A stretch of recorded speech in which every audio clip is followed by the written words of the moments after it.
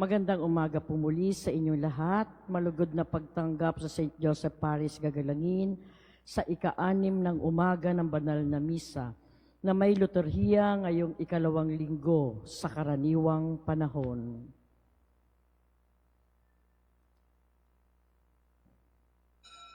Tumayo po ang lahat at tayo makiisa sa Eucharistikong pagdiriwang na pumumunuan ng ating Kura Paroko, Reverendo Padre Douglas D. Badong.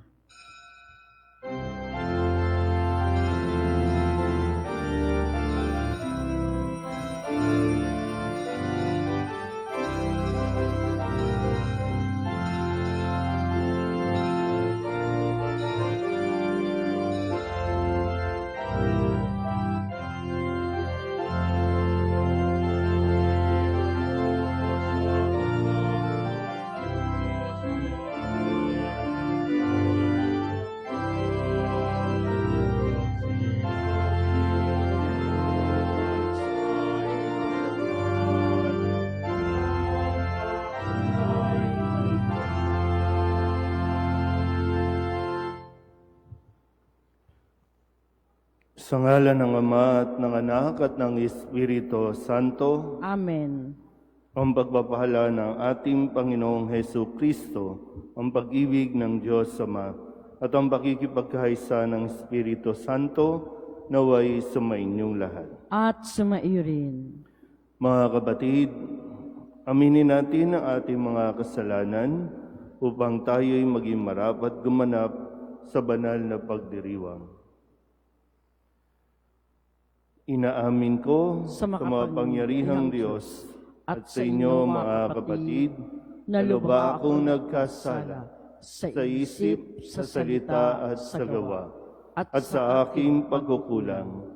Kaya isinasamo ko sa mahal na Birheng Maria, sa lahat ng mga anghel at mga banal, at sa inyo mga kapatid na ako'y panalangin sa Panginoong ating Diyos. Kaawaan tayo ng makapangyarihang Diyos, patawarin tayo sa ating mga kasalanan, at patnubayan tayo sa buhay na walang hanggan. Amen. Panginoon, kaawaan mo kami. Panginoon, kaawaan mo kami. Kristo, kaawaan mo kami. Kristo, kaawaan mo kami. Panginoon, kaawaan mo kami. Panginoon, kaawaan mo kami. Manalangin tayo.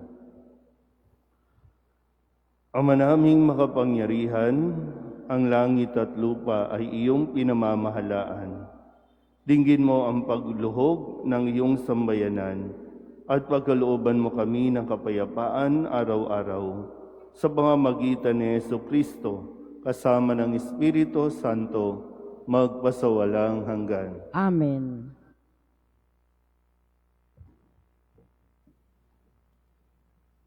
Pagbasa mula sa sulat sa mga Hebreo. Mga kapatid, itong si Melchizedek ay hari ng Salem at saserdote ng kataas-taasang Diyos. Nang pabalik na si Abraham mula sa pagpuksa sa mga hari, sinalubong siya ni Melchizedek at sinabi sa kanya, "Pagpalain ka ng Panginoon." Ibinigay sa kanya ni Abraham ang ikapo ng lahat ng nasamsam sa labanan. Ang unang kahulugan ng pangalan ni Melchizedek ay hari ng katarungan, at siya'y hari ng Salem, na sa ibang salita'y hari ng kapayapaan. Walang nababanggit tungkol sa kanyang ama at ina o sa angkang pinagmulan niya.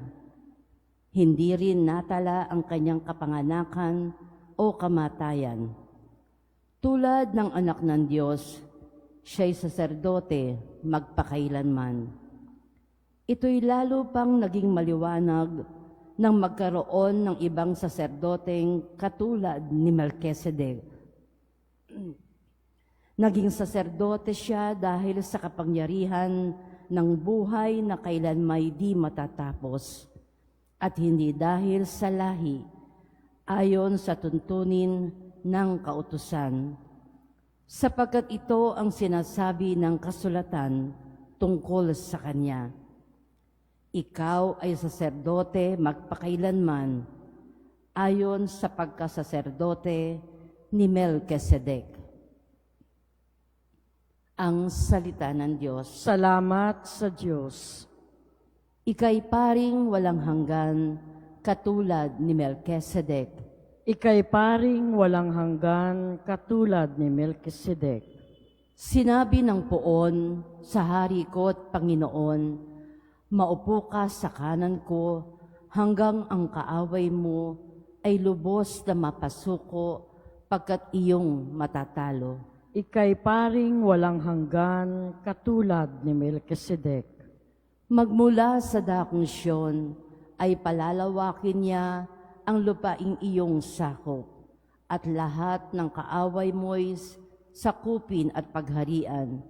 Gayon ang kanyang utos. Ika'y paring walang hanggan katulad ni Melchizedek. Sasamahan ka ng madla kung dumating ang panahong lusubing ka ng kaaway. Magmula sa mga bundok, lalabas at sasamahan ka ng mga kabataan. Ika'y paring walang hanggan katulad ni Melchizedek. Panginooy may pangako na ito'y tiyak mangyayari. Ganito ang kanyang saysay. Katulad ni Melchizedek, gagawin kang saserdote na hindi na wawakasan. Ika'y paring walang hanggan katulad ni Melchizedek. Magsitayo na po ang lahat.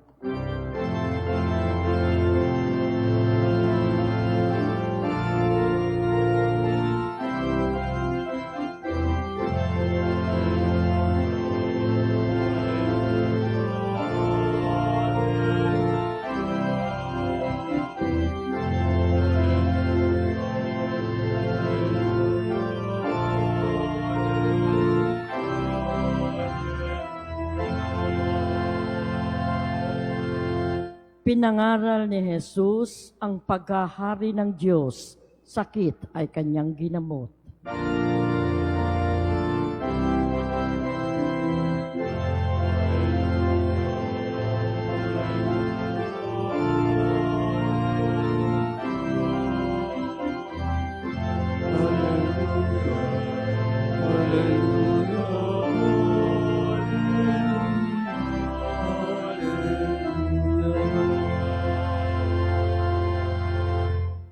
Sumainyo ang Panginoon. At sumaiyo rin. Ang mabuting balita ng Panginoon ayon kay San Marcos. Papuri sa iyo, Panginoon. Noong panahong iyon, muling pumasok si Jesus sa sinagoga at naratnan niya roon ang isang lalaking patay ang isang kamay. Kaya't binantayan si Jesus ng ilang taong naroon upang tingnan kung paghagalingin niya ang lalaking iyon sa araw ng pamamahinga, para may maiparatang sila sa kanya. Tinawag ni Jesus ang lalaking patay ang kamay.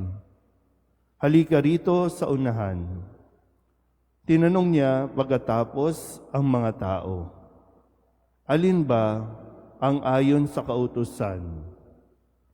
Ang gumawa ng mabuti o gumawa ng masama sa araw ng pamamahinga? Magligtas ng buhay o pumatay? Ngunit hindi sila sumagot. Habang tinitingnan ni Jesus ang mga taong nasa paligid niya, galit at lungkot ang nabadha sa kanyang mukha dahil sa katigasan ng kanilang ulo. Bumaling siya sa lalaki at sinabi, "Iunat mo ang iyong kamay." Iniunat naman ng lalaki ang kanyang kamay at ito'y gumaling. Umalis ang mga Pariseyo at nakipagsabwatan sa mga kampo ni Herodes upang ipapatay si Jesus. Ang mabuting balita ng Panginoon. Pinupuri ka namin, Panginoong Hesukristo. Isang magandang umaga po sa inyong lahat. Ngayon po ay Miyerkules ng 2 linggo sa karaniwang panahon. At sa mga nangyayari sa ating paligid, no, ngayon ay talagang puspusan ang mga tao sa pagpo-post ng kanilang mga ginagawa, ng kanilang mga gustong gawin. No, marami mga mabubuti at magagandang bagay na ginagawa. No, sa ngayon, lalo tigit, marami po ang lumalapit sa atin, lumalapit sa inyo, para lamang sila ay magustuhan, para pagdating po ng eleksyon ay maiboto natin sila. No? Marami po yung talagang hindi natin dapat husgahan ang bawat isa dahil tayo rin naman talaga ang nakakaalam kung bakit natin ginagawa ang ating pong mga ginagawa sa ngayon. Sa ating pong Ebanghelyo, may usapin tungkol sa ano ba ang mabuting o ano ba ang dapat ginagawa, no, sa araw ng pamamahinga. Ang gumawa ng mabuti o gumawa ng masama. Kasi pareho naman po, no, kung hindi ka gagawa ng mabuti at sasabihin mong wala kang ginagawang masama, yung hindi natin paggawa ng mabuti ay isang uri na ng kasamaan. So saan lulugar? Lalo pa ngayon sa konteksto, no, sa kwento, sa daloy ng kwento ng ating ebanghelyo, lahat na lang ng gawin ni Jesus, pati ang kanyang mga alagad, ay hinahanapan ng mga Pariseyo ng butas, no, na para masabing sila ay lumalabag sa mga kautusan. Lalong-lalo na, no, ang ginagamit nilang batas ngayon ay ang batas tungkol sa araw ng pamamahinga. Bawal magtrabaho, ang pagpitas ay pagtatrabaho, bawal kumain, bawal din magpagaling sa araw ng pamamahinga. Kaya sabi, no, galit at lungkot yung no, na naramdaman ni Jesus sa mga tao dahil dito sa kanilang ginagawa. Pero mas pinili ni Jesus na gumawa ng mabuti. Ipakita sa kanila na ito ang mas nararapat gawin. Dahil totoo naman po, may gawin ka o wala, mayroong masasabi at masasabi ang mga tao. May gawin ka o wala, kapag ang tao insecure, ay talagang hahanap at hahanap ito ng ikasisira mo.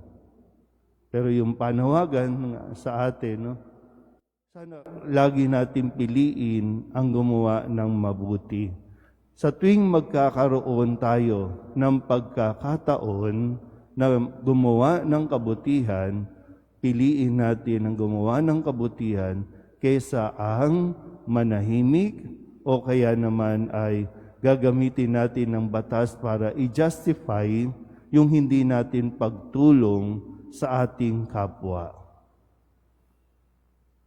Pero ganun din, no? Sana maging malinaw din sa atin. No? Hindi tayo gagawa ng mabuti para lamang mag-viral. Hindi tayo gagawa ng mabuti, tutulong sa kapwa, magbibigay ng tulong para lamang matuwa ang mga tao sa atin. Kasi kung ganon ang motivation natin, nawawala yung purpose talaga kung bakit tayo gustong magbigay. Kaya nga dito, no, sana mas mapagnilayan natin itong aral na ibinibigay sa atin ni Jesus sa Ebanghelyo natin, mismong karanasan niya. Gaya ng nasabi ko, anuman ang gawin natin o wala tayong gawin, mayroong masasabi ang mga tao sa atin. Pero yung sana, no, sa atin mismo, mas mainam na tayo ang, ano man ibig sabihin, no? Mas mainam na tayo po ang inuhusgahan kaysa yung sa atin nanggagaling ang panghuhusga. Kasi no, nakakalungkot yun, no? Kasi itong mga Pariseyo, ay tinuturing natin ito na bahagi sila ng simbahan, bahagi ng templo. Ang hamon, sana sa atin manggaling yung lakas ng loob na tumulong o magbigay tulong.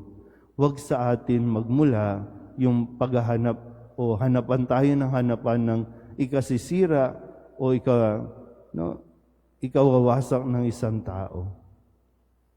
Ano man ang gawin natin, mas piliin natin sa bawat pagkakataon ang maging mabuti sa ating kapwa. Amen?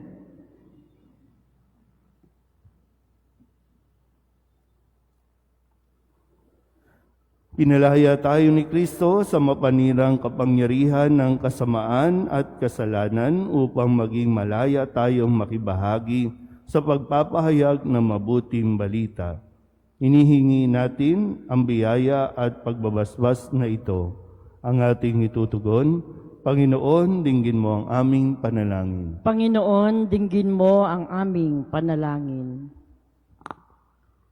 Ang simbahan naway makatagpo ng pamamaraan na mapalaya ang sinuman sa anumang hadlang upang ibahayag ang ebanghelyo sa mga tao sa ating panahon ngayon. Manalangin tayo sa Panginoon. Panginoon, dinggin mo ang aming panalangin. Sa nagugutom na daigdig, lalo na sa mga taong hindi makatarungang pinagkakaitan ng pagkain, damit at tahanan, naway pagkalooban sila ng Panginoon ng pag-asa at kalakasan ng loob. Manalangin tayo sa Panginoon. Panginoon, dinggin mo ang aming panalangin. Ang lahat ng mga Kristiyano, naway hindi maging mga taong mapagkunwari na sumusunod sa batas, kundi maging mga taong may pusong gagawin ang mabuti at nararapat bilang mga anak ng Diyos. Manalangin tayo sa Panginoon. Panginoon, dinggin mo ang aming panalangin. Tayong lahat naway magmalasakit sa mga nagdurusa at naghihirap upang mapagaan ang kanilang dinadala at tulungan silang patuloy na manalig sa Diyos. Manalangin tayo sa Panginoon. Panginoon, dinggin mo ang aming panalangin. Ang mga namatay at yaong mga nagluluksa sa kanilang pagkawala, naway makatagpo ng pag-asa at kasiyahan sa Panginoong muling nabuhay. Manalangin tayo sa Panginoon. Panginoon, dinggin mo ang aming panalangin. Dilog din natin sa Panginoon ang ating mga personal na kahilingan at mga panalangin para sa ating mga pamilya, kasama din ang mga kahilingan ng mga nanonood sa online. Lahat ng mga misang pasasalamat, special na intensyon, agarang paggaling ng mga may sakit, at ang lahat ng mga kaluluwa na inihiling na ipagdasal sa misang ito.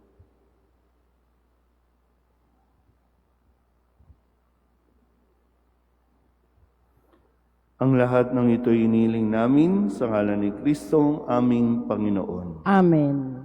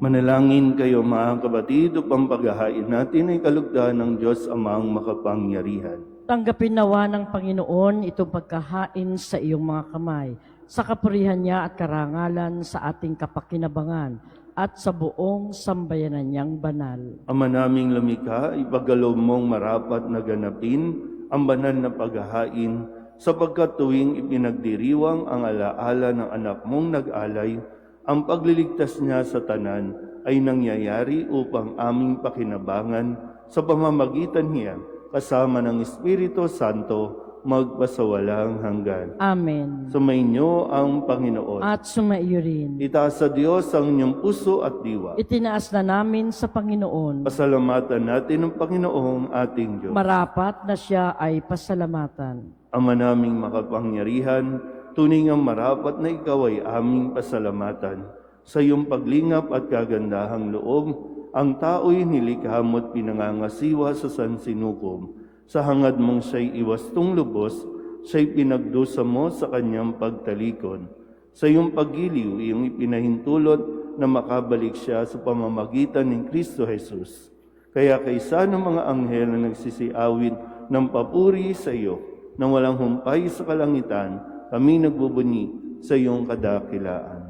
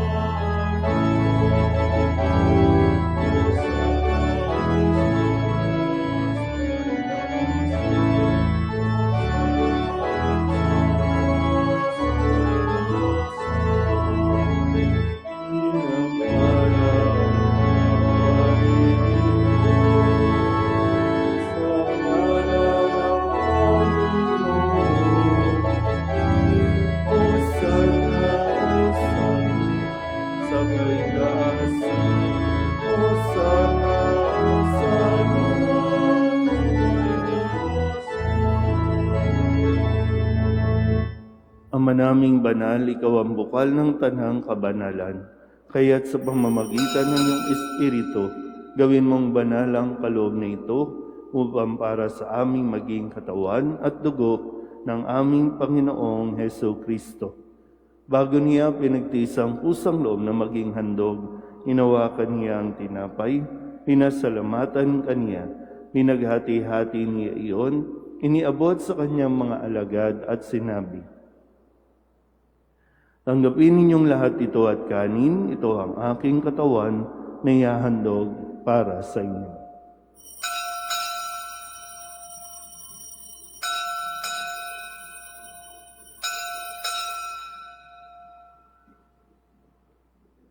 Ngayon din naman, nang matapos ang hapunan, hinawakan niya ang kalis, muli kaniyang pinasalamatan.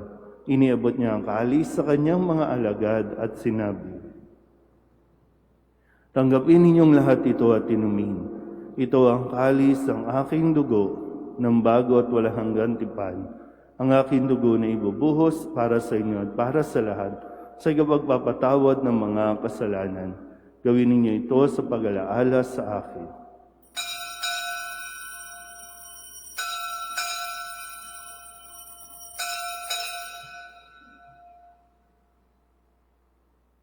Ipagbunyi natin ang misteryo ng pananampalataya. Si Kristo'y namatay, si Kristo'y nabuhay, si Kristo'y babalik sa wakas ng panahon. Ama, ginagawa namin ngayon ang pag-alaala sa pagkamatay at muling pagkabuhay ng iyong anak. Kaya tiniaalay namin sa iyo ang tinapay na nagbibigay buhay at ang kalis na nagkakaloob ng kaligtasan. Kami nagpapasalamat dahil kami iyong minarapat na tumayo sa harap mo para maglingkod sa iyo. Isinasamo namin kami magsasalo-salo sa katawan at dugo ni Kristo ay mabuklod sa pagkakaisa sa pamamagitan ng Espiritu Santo. Ama, lingapin mo ang iyong simbahang laganap sa buong daigdig. Puspusin mo kami sa pag-ibig kay San Francisco na aming Papa, at ni Jose na aming Obispo, at ng Tanang Kaparian. Alalahanin mo si Delphine na tinawag mo mula sa daigdig na ito. Nung siya'y binyagan, siya'y nakaisa ni Kristo sa pagkamatay. Ngayong siya'y pumanaw, naway makaisa siya ni Kristo sa pagkabuhay. Alalahanin mo rin ang mga kapatid naming nahimlay na may pag-asang sila'y muling mabubuhay, gayon din ang lahat ng mga pumanaw. Kawaan mo sila at patuloyin sa iyong kaliwanagan. Kawaan mo at pagintapating kaming lahat na makasalo sa iyong buhay na walang wakas. Kaysa ng mahal na Birheng Maria na Ina ng Diyos, ng kabiyak ng puso niyang sa San Jose. Kaysa ng mga apostol at ng lahat ng mga banal na namuhay dito sa daigdig na kalugod-lugod sa iyo, may pagdiwang nawa namin ang pagpupuri sa ikararangal mo sa pamamagitan ng iyong anak na aming Panginoong Hesus Kristo. Sa pamamagitan ni Kristo, kasama niya at sa Kanya, ang lahat ng parangal at papuri ay sa iyo, Diyos Amang makapangyarihan, kasama ng Espiritu Santo, magpasawalang hanggan.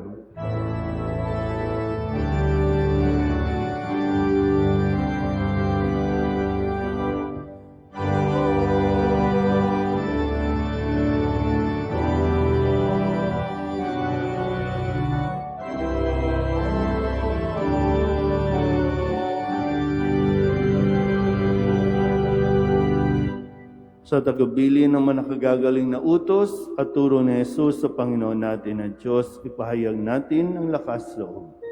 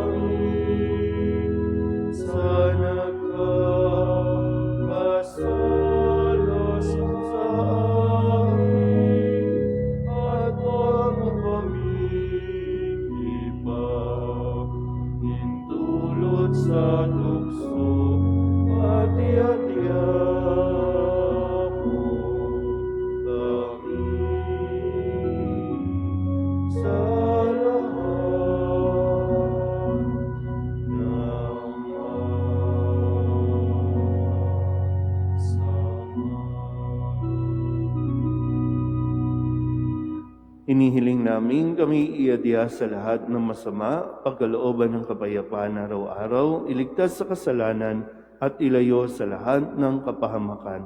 Samantalang aming pinananabikan ang dakilang araw ng pagpapahayag ng tagapagligtas naming si Jesucristo. Sapagkat iyo ang kaharian at ang kapangyarihan at ang kapurihan, magpakailanman. Amen. Panginoong Jesucristo, sinabi mo sa iyong mga apostol, kapayapaan ang iniiwan ko sa inyo, ang aking kapayapaan ang binibigay ko sa inyo. Tunghayan mo ang aming pananampalataya at huwag ang aming mga pagkakasala. Pagkalooban mo kami ng kapayapaan at pagkakaisa ayon sa iyong kalooban, kasama ng Espiritu Santo, magpasawalang hanggan. Amen. Ang kapayapaan ng Panginoon ay laging sumainyo. At sumaiyo rin. Magbigayan po tayo ng kapayapaan sa isa't isa. Kordero ng Diyos na nag-aalis ng mga kasalanan ng sanlibutan, maawa ka sa amin.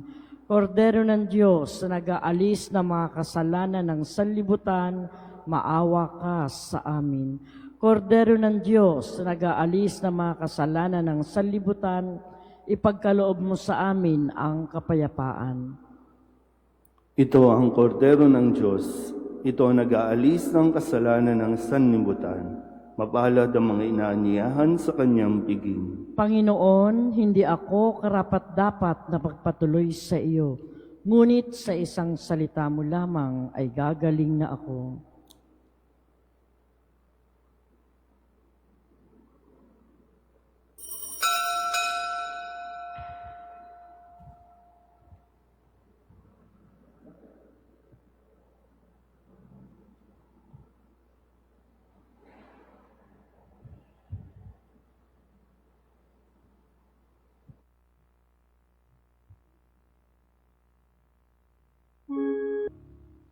Magsitayo na po ang lahat.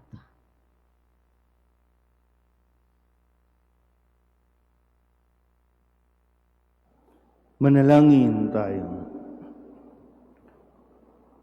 Ama naming mapagmahal, padaluyin mo sa amin ang batis ng Espiritu ng iyong pag-ibig, upang kami pinapagsalo mo sa pagkain iyong bigay, para kami pagbuklorin ay magkaisa sa pananalig sa iyo, sa pamamagitan ni Jesucristo, kasama ng Espiritu Santo, magpasawalang hanggan. Amen. Sumainyo ang Panginoon. At sumaiyo rin. At pagpalain kayo ng makapangyarihang Diyos, Ama at Anak, at Espiritu Santo. Amen. Tapos sa banal na misa, humayo tayo sa kapayapaan ni Kristo. Salamat sa Diyos. Magandang umaga po.